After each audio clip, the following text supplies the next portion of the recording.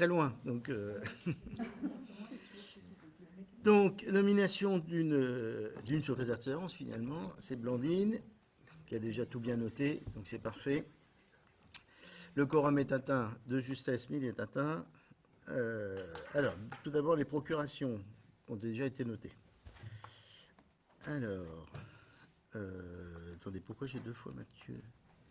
Mathieu Durand à Grégory Jouzeau, Michel Perrotan à Françoise Lelay, Annick Barré à moi-même, Jérôme Lepage à Patrick, Victor Kamchan à Lisiane, Emmanuel Brisset à Blandine, j'espère que je ne vais pas doubler, Hervé Darguès à Laetitia, Laurence Perral à Dominique, et puis c'est tout du coup.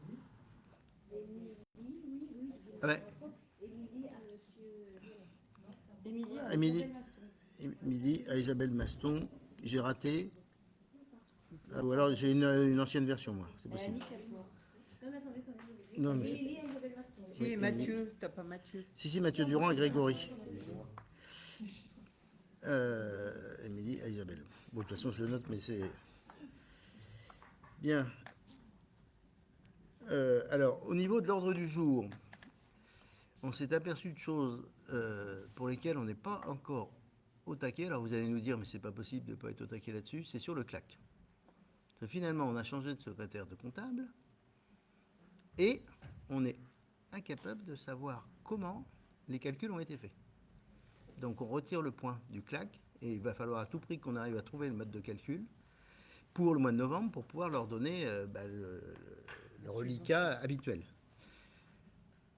On a retrouvé des traces de calcul qu'on ne comprend pas.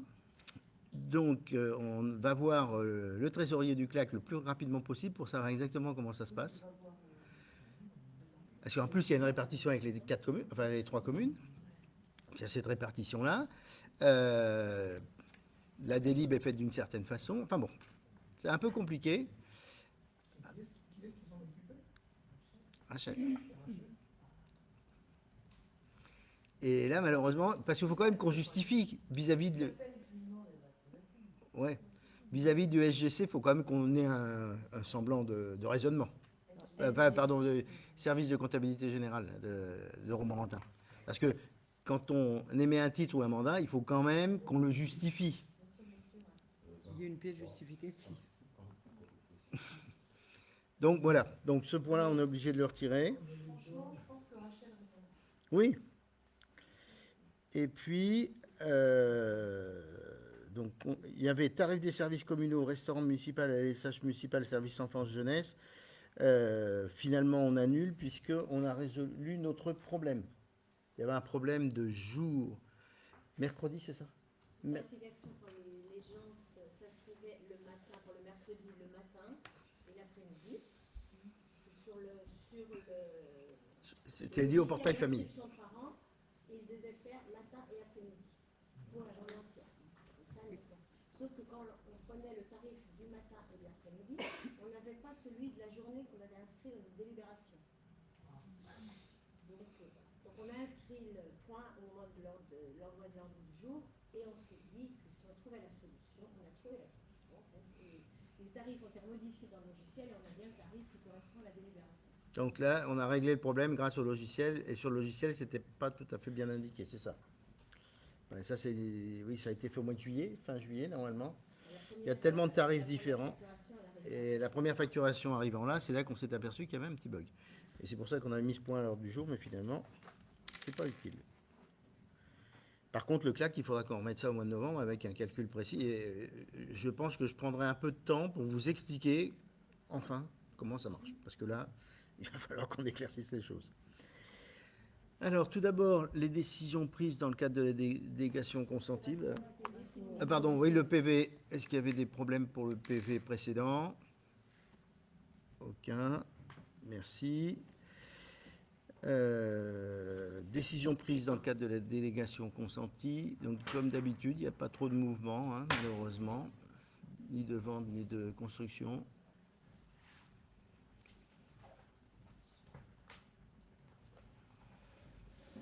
Donc, vous avez 3 DIA et puis 4. Ah, il y a plus que ça sur le 6 ventes.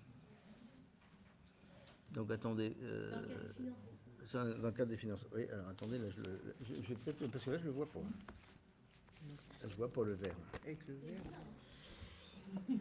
Donc, ah oui, c'est dans le cadre des finances qui sont liées à la maison de santé. Donc, conclure un contrat de service de contrôle technique relatif à la construction d'une maison de santé avec la société Bureau Veritas par un montant prévisionnel de 7 465 €, soit 8 958 € TTC. De conclure un contrat de service de mission de coordination, sécurité et protection de la santé relatif à la construction d'une maison de santé avec la société Bureau Veritas pour un montant prévisionnel de 5 330 € hors taxe, soit 6 546 TTC. De conclure un contrat géotechnique relatif à la construction d'une maison de santé avec la société Ginger pour un montant prévisionnel de 4 950, soit 5 940. Ça, c'est l'étude de sol G2 qui correspond à l'implantation. Alors, c'est une étude très précise qui correspond à l'implantation du bâtiment pour qu'on sache exactement quelle fondation on doit faire et à quel endroit on doit les faire. C'est déjà fait, hein. On n'a pas encore le rapport, mais c'est déjà fait. De conclure un contrat de mission de maîtrise d'œuvre en voirie et réseaux divers relatifs à la construction de maisons de santé avec la société Concept VRD. Donc là, c'est pour la voirie, hein, pour un montant prévisionnel de 9 075 € hors taxe, soit 10 890 TTC.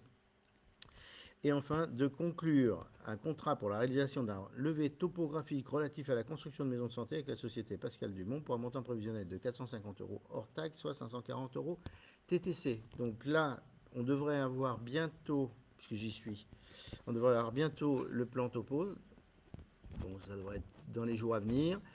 On le donnera tout de suite au maître d'œuvre, à l'architecte. Il y en a encore une, la verso. Ah oui, pour la cour de l'école. Je vais revenir sur la maison de santé. De conclure un contrat de service de mission de maîtrise d'œuvre relatif à la végétalisation de la cour de l'école, Louis Pasteur. On l'a voté la semaine dernière il y a un mois, le mois dernier, avec la société L'Atelier des Ours pour un montant prévisionnel de 18 900 hors taxe, soit 22 680. Alors à savoir qu'il y a des missions là-dedans où on est remboursé de la TVA normalement. Donc sur la maison de santé, Ginger a fait son travail, mais il faut 5 à 6 semaines pour qu'il rende ses travaux. Et Pascal Dumont, normalement, devrait rendre ses travaux, là, soit demain, soit lundi. Je ne m'étendrai pas sur le sujet. Donc à partir de là, l'architecte va pouvoir vraiment implanter et on va pouvoir vraiment partir sur, non pas l'esquisse, mais sur l'avant-projet. Donc on attend, on espère avoir l'avant-projet. De toute façon, on aura l'avant-projet normalement au mois de novembre, hein, c'est ça? Normalement, on a l'avant-projet au mois de novembre et on en parlera, si je me souviens bien. Normalement, on avait prévu, je ne sais pas si je vous en avais parlé, on aura une réunion privée, je vérifie. Un conseil privé, normalement. Oui, un conseil privé le 6 novembre de 19h30 à 20h. Vous pouvez déjà le noter. Je ne sais pas si je vous l'avais dit.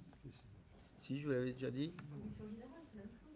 Oui, non, mais c'est un conseil privé où ils vont expliquer ce qu'ils veulent faire. Ils vont nous montrer le plan. Bah, une commission générale, en général, c'est pour les finances. Là, c'est pas une. Oui, si tu veux, mais c'est un conseil privé où il n'y a que nous pour étudier les plans. Voilà. Il n'y a pas la presse et il n'y a pas de diffusion particulière. Comme ça, ils nous expliquent. Le 6 novembre, juste avant le conseil, comme ça, on fait une petite demi-heure avant. Ils nous ont dit qu'une demi-heure, ça devrait suffire. 19h30, oui. Bon, on vous le rappellera hein, dans la convocation, mais c'est bien si vous l'avez en amont. Donc voilà, ça c'était des décisions que j'ai prises.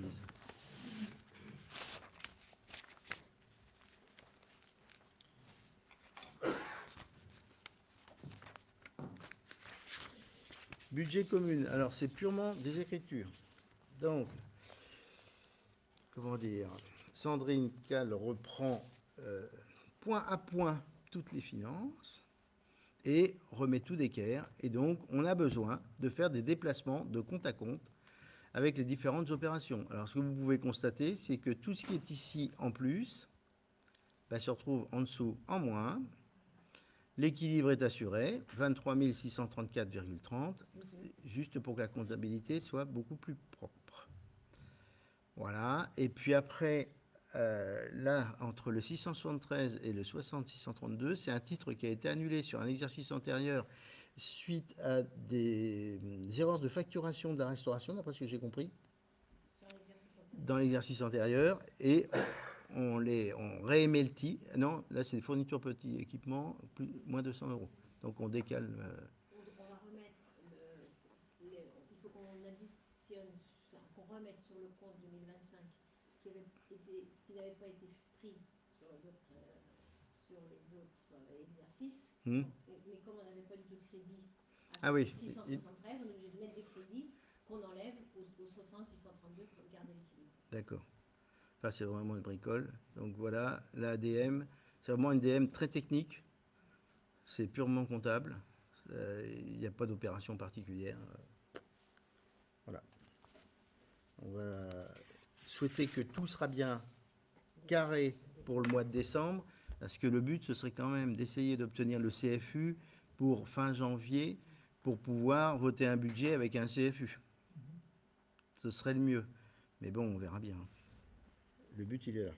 On passe au vote peut-être ? Oui. Est-ce qu'il y a des questions sur ce sujet ? Pas particulièrement. Donc, qui vote contre, qui s'abstient, unanimité, merci. Donc, la participation aux charges, c'est enlevé. GRDF pour l'année 2025, on avait voté il n'y a pas longtemps GRDF pour 2024, mais là, on en avance. Hein, vous voyez, GRDF pour 2025. Donc, il nous donne 676 € royalement. Je ne sais pas pour l'année dernière s'il y avait une petite évolution. Donc c'est comme d'habitude, hein, il faut que vous m'autorisiez à recevoir, enfin pas pour moi hein, bien sûr, pour la comptabilité, à demander à GRDF de nous verser les 676 € qui correspondent à la redevance sur le domaine public, hein, tout simplement. On a fait il y a 3 mois, je crois bien, Enedis, GRDF et Orange de 2024. Et là, on est 2025, donc il nous manque encore Orange et Enedis. Là. Bien, il n'y a pas de questions particulières, hein, c'est quand même quelque chose de très très habituel. Donc, qui vote contre, qui s'abstient, unanimité, merci. Le personnel, donc comme d'habitude, il faut voter les fonds pour le chèque cadoc. Donc, je vous informe que pour voilà, on a une prestation d'action sociale à leurs agents. Afin de compléter les prestations offertes par le CNAS aux agents de la collectivité, il est proposé à l'Assemblée délibérante d'étendre le bénéfice du chèque cadeau, alors ce chèque cadeau de fin d'année, aux agents contractuels ayant cumulé plus de 3 mois d'activité dans l'année civile. Avant, on ne le donnait pas ? L'année dernière, on a repris celle de l'année dernière. On a repris celle de l'année dernière, c'est déjà ça, oui. La première année, on n'a pas dû... La première année, peut-être qu'on s'était fait avoir, mais maintenant, on fait attention. Donc, comme d'habitude, on leur verse un chèque cadeau de 140 € pour tous les agents qui ont fait plus de 3 mois d'activité, c'est-à-dire tout le monde. Sauf Séverine. Ah oui, sauf Séverine. C'est dommage. Ce sera pour l'année prochaine. Voilà, donc est-ce qu'il y a des questions là-dessus? Pas particulièrement. Qui vote contre? Qui s'abstient? Unanimité. Merci. Alors, une petite modification là, je crois, dans le règlement intérieur pour les heures supplémentaires et complémentaires. Qui n'existait pas, il n'y en avait pas. Ah oui, il n'y avait aucune délibération. Donc c'est un peu embêtant. Vu tous les décrets divers et variés, alors indemnité horaire, donc on va quand même lire un petit peu les choses. Donc indemnité horaire pour travaux supplémentaires, les IHTS, d'instituer le régime des indemnités horaires pour travaux supplémentaires en faveur des agents titulaires, stagiaires et contractuels de droit public exerçant leurs fonctions à temps complet. Dès lors que l'emploi occupé implique la réalisation effective d'heures supplémentaires et que le travail supplémentaire réalisé n'a pas fait l'objet d'une compensation sous la forme d'un repos compensateur, oui, normal. Les heures supplémentaires sont réalisées uniquement sur demande expresse du chef de service ou de l'autorité territoriale, en raison des nécessités du service. Au sein de la collectivité, les agents susceptibles de percevoir des IHTS relèvent des cadres d'emploi ou grades suivants en fonction des besoins des services. Agent de service technique, agent administratif, agent du service enfance-jeunesse. Et je crois que c'est que les catégories B et C. Hein. Les catégories A n'ont pas droit. Tout autre agent dont les fonctions impliquent ponctuellement les besoins exceptionnels de service, les heures supplémentaires peuvent, en fonction des nécessités du service, donner lieu à indemnisation, soit à récupération, cela en fonction du souhait de l'agent. Donc c'est l'agent qui choisit s'il préfère être indemnisé ou qui préfère récupérer. Dans le cas d'un repos compensateur, celui-ci sera accordé dans un délai raisonnable fixé par le chef de service en accord avec l'autorité territoriale et en tenant compte du bon fonctionnement du service.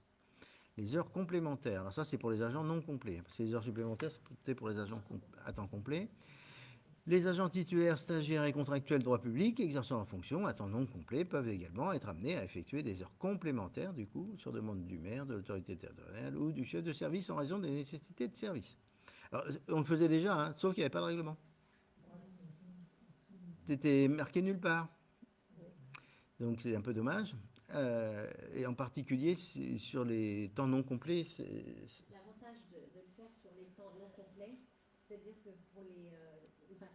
pour les contractuels, c'est-à-dire qu'on faisait un contrat par exemple d'une personne pour 10 heures semaine, on avait besoin d'1 ou 2 heures pour les besoins du service, il fallait refaire un autre contrat, etc. Donc là, les heures complémentaires permettent de payer les heures sur le même bulletin de salaire sans refaire de contrat. Parce que c'est en particulier le service enfance, jeunesse, où il y a beaucoup de besoins, il y a des gens qui sont en arrêt maladie, et là, vous savez, c'est un service où il faut absolument qu'il y ait du monde. Et donc, ça évolue quand même de semaine en semaine, on est obligé de réagir au jour le jour, et donc, ils sont formidables parce qu'ils répondent toujours présents, on n'a jamais de soucis, on arrive toujours à encadrer les jeunes, et merci à eux. Et ça, c'était en place, mais c'est vrai que ça me faisait signer des papiers à peu près tous les 2 jours. Là, au moins, ça sera dans leur salaire. Donc voilà, on a mis ça en place. Alors après, 10% pour chacune des heures complémentaires, mais ça, c'est la règle. Hein. C'est la règle habituelle. 25% pour les heures complémentaires accomplies au-delà de ce dixième. Et puis ça permet, en effet, ces gens sont souvent à temps non complet, et donc ça fait des petits salaires, au moins ça leur permet d'avoir un petit peu plus de rémunération. Ces heures complémentaires peuvent, selon les besoins de la collectivité, donner lieu à indemnisation ou à un repos compensateur, selon, toujours pareil, hein, c'est l'agent qui choisit. Voilà, modalité de gestion. Donc là, il n'y a rien de particulier. Ils doivent avoir été, toujours autorisés par le chef de service ou autorité territoriale. Donc c'était quelque chose qui était déjà fait, mais on n'avait pas de règlement. Et en plus, oui, sur les contrats, ça nous faisait changer des contrats assez souvent. Voilà, est-ce qu'il y a des questions là-dessus? Pas particulièrement. Donc, qui vote contre? Qui s'abstient? Unanimité. Merci. Ensuite, modification tableau des effectifs au 1er novembre. Donc, nous avons une très bonne nouvelle. Laurence a été promue au grade d'animateur. Enfin. Donc, on est vraiment très content pour elle. Elle aussi est évidemment ravie. Donc, c'est pour ça qu'on est obligé de changer le tableau des effectifs avec un temps complet, animation, animateurs territoriaux, nouvel effectif 1. On l'a su quoi, il y a 8 jours même pas? On supprimera au conseil de licence. Oui, on supprimera le poste qu'elle avait avant. Il faut que ça passe au CST pour les supprimer. Oui. Donc, ouf, comme elle disait, je vais l'avoir après ma retraite, elle l'a au moins avant sa retraite. Donc on est très très content. Là, cette année, il y avait quand même un peu plus de place. Et heureusement qu'il n'y avait pas qu'une place parce qu'elle est arrivée deuxième cette année encore. Je vous rappelle qu'il y a 3 ans, elle était arrivée deuxième. Qu'il y a 2 ans, il n'y avait pas de poste. L'année dernière, elle était en tête, sauf qu'il y a quelqu'un qui avait passé l'examen ou le concours, et du coup, c'est l'autre personne qui est passée devant. Et cette année, il y avait 3 postes, donc parce qu'il y a une personne qui a eu le concours aussi, là, et elle est arrivée deuxième sur les 3. Donc, ouf, c'est fait. On va pouvoir la rémunérer en tant qu'animatrice depuis le temps qu'elle fait le travail. C'est un peu dommage qu'on ne puisse pas le faire nous-mêmes, mais bon, c'est comme ça. Donc, je pense, pas de questions, tout le monde est ravi, je pense, pour elle. Donc, qui vote contre, qui s'abstient? Unanimité, merci. Information des délégués communautaires. Alors moi, je voulais juste vous parler d'un point. Euh, les services et Christophe de Gruel ont voulu un petit peu passer en force sur le projet de territoire. Ils voulaient que l'on signe le projet de territoire qui nous engage de 2025 à 2040 sur 15 ans, nous faire voter ça au mois de décembre, 3 mois avant les élections municipales, alors qu'on sait qu'il va y avoir un renouvellement très important des maires. Donc on serait engagé pour les maires qui allaient venir. Moi, j'ai plein de collègues qui ne veulent pas partir. Donc on était un peu embêtés de ce côté-là. Et puis en plus, on n'avait pas eu le temps d'étudier les dossiers. Et on sait que dans d'autres collectivités, pour étudier un tel dossier, les collectivités prennent 1 an de travail. Là, ça avait été fait dans les services, entre eux, comme ça, tranquillement. Donc nous, on a un projet de territoire. Alors, c'est le projet de territoire, tu sais, c'était la métropole Jardin jusqu'à présent. Donc, c'est l'ensemble des actions à mener sur une quinzaine d'années. Donc, dans ce projet de territoire, il y a le fait de développer la métropole Jardin, donc la cité, essayer d'avoir les transports, de moins en moins de transports, plus de vélos, enfin, il y a tout un tas de choses. Mais il y avait en particulier un point qui nous posait question, c'est que, alors je ne sais pas si je vous en ai déjà parlé, nous, enfin, on est plusieurs à militer pour adhérer à l'établissement public foncier, pour gérer le foncier. Et eux voulaient nous faire passer un petit peu en force une SPL, c'est-à-dire une société publique locale qui ne répond pas du tout aux mêmes souhaits. Pour nous, c'est pas intéressant. Alors c'était intéressant pour Blois parce qu'il y a l'ORI qui est en place, c'est-à-dire c'est une organisation, enfin c'est, je ne sais même pas ce que veut dire ORI, mais le but c'est d'essayer de faire en sorte que les gens qui ont des commerces dans un état de délabrement très avancé soient plus que sollicités pour faire les travaux, sinon c'est l'aglo qui rachèterait les bâtiments et qui en ferait quelque chose. Donc, sauf qu'il faut un peu de monnaie. Alors il y a 72 immeubles dans Blois qui ont été référencés. Les 72, ce serait beaucoup trop cher. Donc ils ont pris les immeubles les plus abîmés de la rue du Commerce. Et donc ils sont sur 7 immeubles de la rue du Commerce. Et donc pour bien travailler sur cette ORI, ils voulaient faire une SPL. Nous on a dit que donc une société publique locale. Sauf que cette SPL, nous, ne répondrait pas à nos besoins pour nos communes. Parce que c'est l'établissement public foncier, il peut à la fois acheter du foncier pour nous, sans qu'on ait à débourser d'argent. Il suffit qu'on ait un projet à 10 ou 15 ans. Pendant ce temps-là, c'est eux. Bon, après, il faudra payer, je ne sais plus, c'est 1,5% par an, mais ce n'est pas grand-chose. Et ils peuvent aussi nous aider dans des démarchages d'achat un peu forcés, si vous voyez ce que je veux dire. Je pense que si on avait eu ça pour Gomez, on n'aurait pas mis 4 ans ou 5 ans. Pour des terrains qu'on souhaite acquérir pour le futur Vival, c'est pareil, je pense que ça nous aiderait bien. Et puis, ils peuvent même faire de la restructuration de bâtiments pour réimplanter des commerces, réimplanter de l'habitat. Ils savent faire tout ça. La SPL, si elle est créée, il faut dégager 400 000 euros auprès de l'aglo. Bon, il faut trouver 400 000 euros quand même.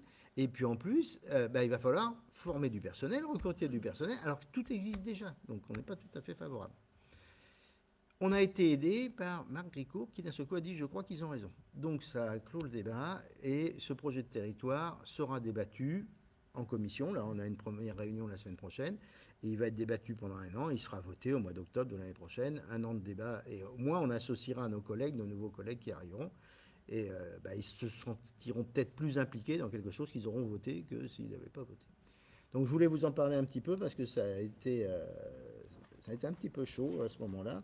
Mais bon, au moins, il y aura un projet qui sera étudié vraiment par tout le monde. Voilà ce que j'avais à dire sur l'aglo. Ensuite, les affaires diverses. Donc, il y a une petite présentation du projet pédagogique. Tu nous as fait un résumé? Oui, oui, oui, oui.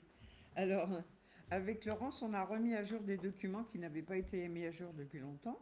Donc, on a commencé par le projet éducatif. Donc, il faut savoir que chaque organisateur d'accueil collectif de mineurs doit établir un projet éducatif. C'est obligatoire et réglementaire. Ce n'est pas ce document-là.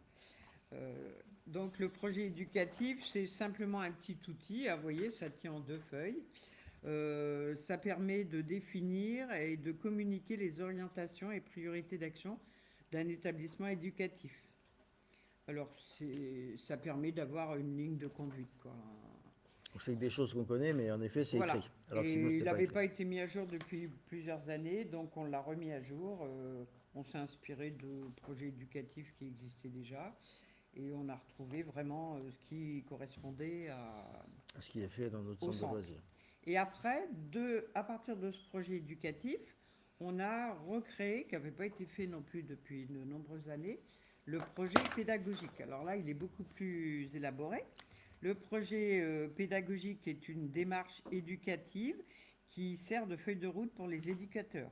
Il vise à définir les objectifs éducatifs, les méthodes et les activités à mettre en œuvre pour atteindre ces objectifs.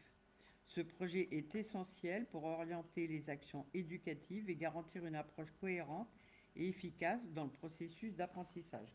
Donc, Marie-Christine va vous passer les feuilles. Donc, il y a plusieurs paragraphes. Il y a les valeurs éducatives, l'explication de l'accueil de loisirs, le temps méridien, l'accueil du mercredi, la nature des activités mises en œuvre, les modalités de fonctionnement de l'équipe, la relation avec les familles, les réunions et les évaluations. Donc il y a un certain nombre de pages, mais ça c'est dans tous les... C'est même dans les écoles, mais c'est un autre document. Ouais. Celui-là, il est vraiment spécifique. Alors, par un moment, vous avez les horaires quand vous descendez. Vous avez les horaires du centre. Enfin, c'est tout le centre détaillé. Ça a été fait avec l'équipe pédagogique. Donc, elles ont recensé tout leur travail qu'on a mis par écrit. C'est une Donc, exigence de ça la a le CAF, je mérite crois. d'exister. C'était une exigence de la CAF, je crois, non? Oui. Oui. Oui, de toute façon, c'était obligatoire. Hein. C'est obligatoire et ça doit être mis à jour régulièrement. Et là, ça n'avait pas été mis à jour depuis... 2014, je crois. Bon, là, on est tranquille, 2025-2028, c'est ça? Il y a marqué? Oui. C'est un projet pour 3 ans. Oui. Bon, on n'est pas obligé d'y revenir tout de suite. Donc là, il est vraiment tout remis à jour, tout bien détaillé. Si vous êtes intéressé, je peux vous le faire passer.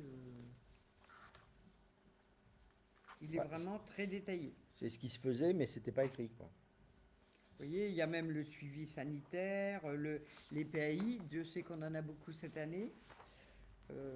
Les modalités de fonctionnement d'équipe, donc la directrice, les animateurs. Après, on a un petit paragraphe sur les relations avec les familles, les réunions de service. Tout est détaillé. Vraiment le fonctionnement complet du centre. Donc, si vous êtes intéressé, je le ferai passer à la commission affaires scolaires. Donc il a été fourni, c'est bon, il a été fourni à la Oui, CAF. oui, ça y est, tout est fait. On a réglé nos petits soucis qu'on avait avec ce document. Voilà, je ne sais pas si vous avez des questions, si je peux vous en dire un peu plus. Bah, c'est en gros ce qui se faisait qui a été formalisé, quoi. Oui, tout bêtement. Alors Patrick, tu nous parles du repas des anciens, des Oui, aînés. donc le repas des aînés aura lieu le dimanche 30 novembre, n'est-ce pas? Alors voilà, dans cette perspective-là, je fais appel aux bonnes volontés pour aider, d'une part pour la préparation de la salle la veille, le samedi 29 à 14 heures, et d'autre part pour le service le 30, donc le dimanche 30, à partir de midi. Donc sont déjà inscrits pour la préparation de la salle, donc Patrick, Françoise, Lisiane, Axel, Annick. Y en a-t-il dans cette salle qui sont disponibles? Il y aura peut-être Jérôme, je sais pas. Oui, il y aura peut-être Jérôme. Il y aura peut-être Jérôme. Puis toi, des fois, tu viens aider? Oui, deux fois, je viens Je aider. me suis inscrite pour le dimanche, mais Ouais, alors, pour le dimanche, Blandine, je te rajoute. Ouais, bah, le dimanche, je t'ai dit que c'était bon. D'accord, Je venais. c'est bon. Et samedi, bah, je verrai si je suis dispo, je viens. C'est à quelle heure? 14 heures. 14 heures. Le dimanche, c'est Le pour dimanche, installer tu toute la peux salle, mettre Ah, le samedi. Oui, le super. dimanche. samedi. Dimanche C'est pour 30. installer toute la salle, mettre Plus on est- les plus on est de tables, fous, les plus on rit. nappes, les couverts, Bon, ça va, on est Les déjà décors, six. les décorations. décorations Cette année, des le enfants. thème, c'est Pays du Monde. D'accord. Donc, Donc- le centre de loisirs est en train de faire des décorations. J'ai vu celui de la Grèce, celui Brésil, non. du Mexique. On en est pour loin. Enfin, ils font un décor pour chaque pays. Oui, donc, Et puis et un par Monique, table, en gros, donc il faut au Oui. moins 10-12 décors, non? ah ben, une vingtaine. Une vingtaine de décors. Et, et donc Monique, qui me plie toujours les serviettes, va faire des drapeaux. Donc avec Patrick, on est allé acheter des serviettes d'un certain nombre de couleurs. Elle va faire les drapeaux des pays que les gamins vont Pas avoir choisi. obligatoirement, on va faire on était plus partis sur les pays d'Europe, nous, mais, Ah ouais. Bon. mais on verra si. Ok, On a livré les serviettes cette semaine, donc d'accord. Elle a un peu de temps, c'est bon. elle a un peu de temps. Donc par ailleurs, on a la distribution des colis de Noël qui aura lieu cette année le samedi 13 décembre, et poursuivant le dimanche 14 pour ceux qui ne peuvent pas le 13, hein, dans les conditions habituelles. Donc j'éditerai le moment venu la note de service On va nécessaire. envoyer les invitations, c'est Séverine qui est en charge d'éditer les lettres pour envoyer les invitations aux aînés avec l'édition des étiquettes. Les Et puis étiquettes, elles ont été éditées. Elles sont faites? D'accord, très bien, merci. Séverine a pris ça en main. Parfait.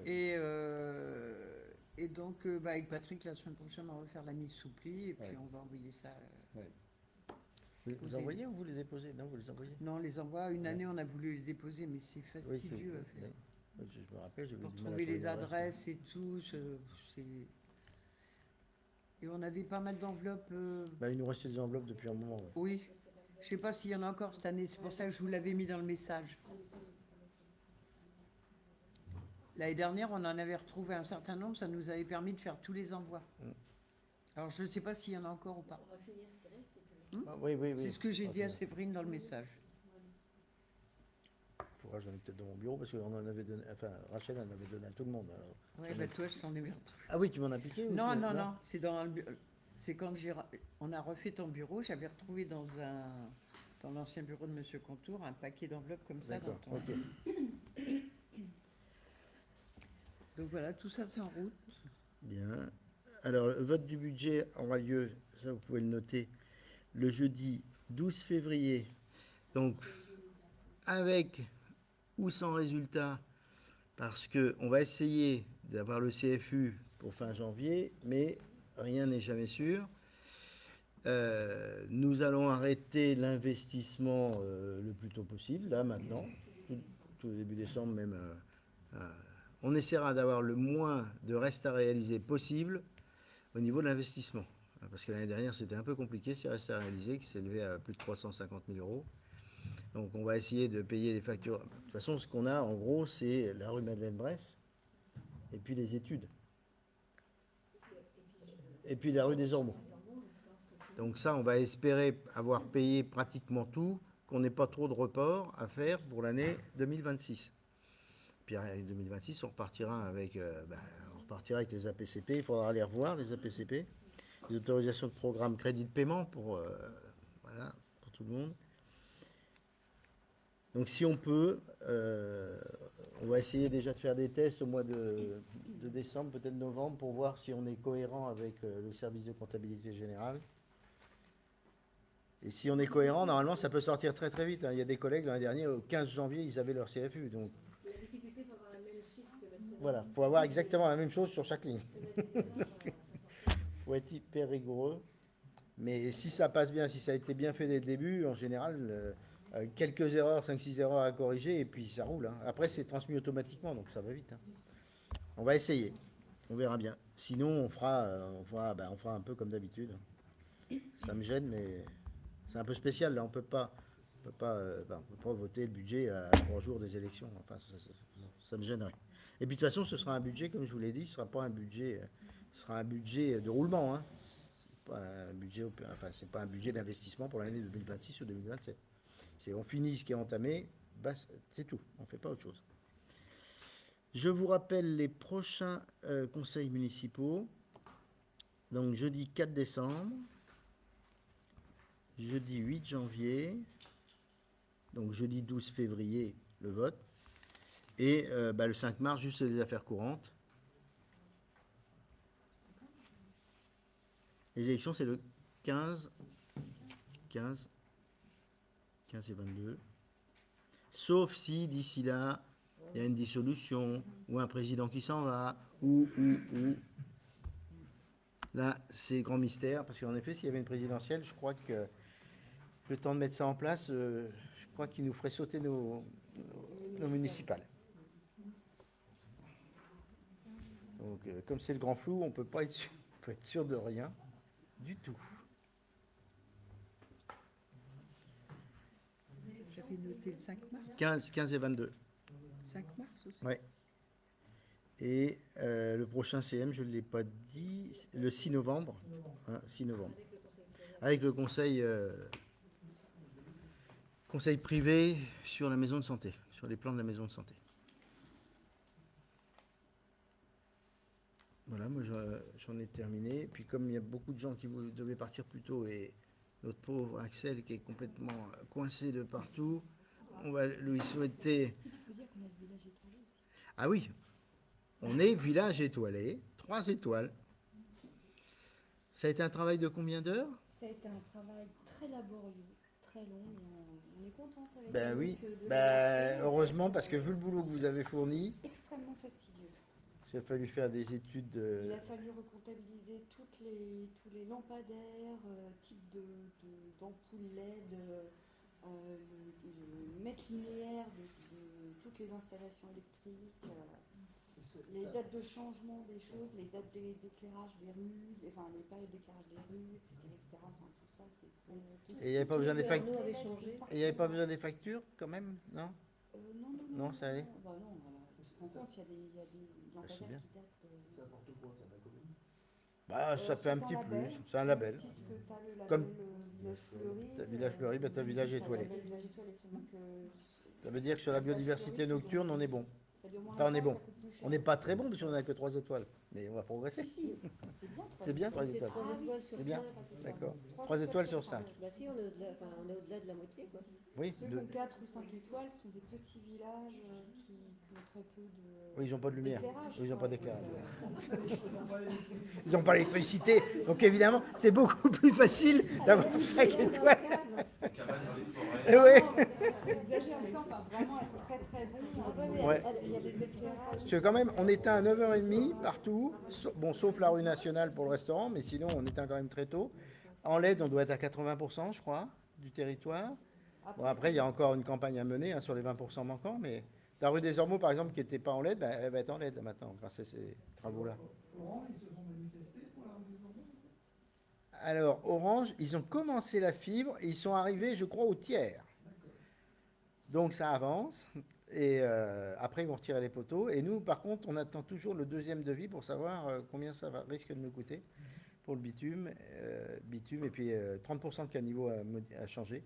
Mais on pourra pas tout faire, à mon avis. On était à un peu plus de 200 000 euros. Alors, comme on a déjà mis près de 300, ça fait beaucoup quand même. Donc, on fera certainement que la moitié, jusqu'à chez Stampers à peu près. Et puis on fera l'autre moitié plus tard. De toute façon, tant que la nouvelle masse n'est pas construite, la masse pour les jeunes, hein, vous savez, il y a une nouvelle maison d'accueil spécialisée pour les jeunes. Donc on va laisser les travaux se faire et on leur fera leur trottoir et puis leur caniveau à ce moment-là. Donc ça, on peut le reporter d'une année. Et à partir de chez Stampers, la route est un peu moins défoncée. Il y a juste quelques traversées. Donc on va mettre du bitume. Ils vont mettre un peu de bitume à chaud en attendant. Comme ça, les gens pourront rouler pendant 1 an, et puis après, ben, on finira. Quoi. Alors, il y a plusieurs idées qui sont apparues. Des gens qui veulent carrément fermer la rue des Ormeaux à partir de la rue nationale. Donc, on met 2 blocs de béton et c'est fermé. Il y en a d'autres qui ne sont pas d'accord. Moi, j'ai signé un arrêté comme quoi on aura une interdiction de tourner à gauche en venant du pont. C'est pour éviter que tous les gens qui viennent de Cormeray, de Sœurs, qui passent rue des Ormeaux juste pour gagner 300 mètres pour éviter de tourner rue des Maçons. Et qui du coup, pour gagner encore plus de temps, bombent un peu dans la rue des Ormeaux. Même avec les travaux, c'est bosselets de partout, ça ne les dérange pas. Ils doivent aimer sauter dans leur voiture, hein. C'est pas possible. Donc il faudra sécuriser cette route. Alors avec certainement, moi je pense, des Chaussy-d'Août un chaussée-doux de chaque côté, et puis avec des plots aux endroits où on mettra les ralentisseurs. Enfin, soit des ralentisseurs, soit des coussins lyonnais. Voilà. Mais il faudrait en mettre un de plus que ce qui était avant pour que sur la fin, ils ralentissent, ils continuent à ralentir. Ah, quand même qu'on pourra que l'espace de stationnement aussi. Oui, il y a tout ça à réfléchir aussi. Mais non, mais il y a enfin, les gens dans la rue, ils ont tous des avis différents. Donc, on va prendre une décision. Moi, j'avoue que ça me gêne un peu de fermer complètement. Bah, ça va être forcément compliqué pour ceux qui habitent dans le tout début de la rue. Oui. Puis même pour les secours et tout ça. Oui, même pour les secours, ça peut être pas terrible. Ouais. Parce que c'est vrai que les gens, les secours qui viendraient de Blois, il faudrait qu'ils tournent rue des Maçons, puis après le virage, il est pas marrant quand même, il est en épingle à cheveux pour rentrer rue des Ormeaux. Rien que pour ça, c'est pas souhaitable. Non, puis on C'est pas va faire souhaitable. une route comme ça. Non. Donc, on attend toujours le devis. Ça fait quand même, on avait eu un premier devis qu'on a attendu très longtemps. Le deuxième devis, ça fait plus de 15 jours qu'on l'attend là, de la part de la société qui doit faire les travaux. Pas des prix sur le bitume pour la fin de l'année. Alors, on nous indique en ce moment que peut-être il y aurait des prix parce qu'ils ont très très faim. Il n'y a plus rien. Plus personne ne fait rien. Renouvellement des équipes municipales, donc personne ne se lance dans les travaux. Donc ils savent aussi que jusqu'à mars, ils ne vont pas avoir grand-chose. Donc on nous a expliqué que peut-être on aurait des bonnes surprises. On va arriver. Sur le coût de la piste cyclable, par exemple, pour l'instant c'est très cher, mais on estime on va pouvoir avoir des prix. La petite piste cyclable qui va à la Girondière. Là. On a enfin obtenu l'achat réel des petits bouts de terrain. On a reçu quand, il y a 3 semaines, la SAFER qui nous a dit que finalement, il ne préemptait pas. Donc, l'achat a été validé. Dans Donc, les vignes, là. oui, les 171 mètres carrés, vous savez, 171 mètres de long sur 1 mètre de large qu'on a acheté. Donc ça a été validé par la SAFER. Donc, on peut vraiment commencer maintenant. On a tout. Hein. Ben, normalement, on va demander on va demander. Oui, oui, c'est acté. L'emplacement, c'est acté. Donc là, on est bon aussi de ce côté-là. Euh, Après, on a demandé des amendes de police pour le grand plateau là, qui est rue des Maçons. D'après ce qu'on nous a dit, elle devrait être pas mauvaise parce qu'il n'y a pas beaucoup qu'on demandait. Alors, comme vous savez, hein, c'est en gros ce qui a été gagné dans l'année qui est partagé entre les gens qui demandent. On attend quand même la somme parce qu'il faut, évidemment, il y a une commission qui va se réunir, patati patata. Puis on redemandera des amendes de police. Alors oui, c'est des subventions, si tu veux. On redemandera des amendes de police pour là-haut, pour la traversée, pour le chemin de Concu. Et puis après, on va espérer que les différentes dotations de la région et du département restent. Ce qu'il faudrait, c'est qu'on demande avant la fin de l'année, ce serait pas mal. J'espère que dans le budget, ça va rester tout ça. Il y a des inquiétudes quand même. Hein. Je vous rappelle que Bayrou avait demandé 5,7 milliards d'économies encore aux collectivités territoriales. À force, on va finir par plus avoir grand-chose. Donc j'ai entendu dire que le département était en train d'essayer de faire des grosses économies. J'espère qu'il ne va pas en faire ni sur la santé, parce qu'il y en a quand même 100 000 euros normalement qui doivent venir, et pas non plus sur la DDSR, enfin les différentes dotations du département, que ce soit pour la mobilité, que ce soit pour le développement durable, ou que ce soit pour les travaux. Mais pour l'instant, on n'en sait pas plus. Et j'ai l'impression que, d'après ce que j'ai entendu dire, ils ont un peu de mal à monter leur budget. De toute façon, quand on ne connaît pas le budget d'État, quand on ne sait pas comment ils vont être saignés, comment voulez-vous faire un budget? C'est juste pas possible. Voilà. Donc, bon.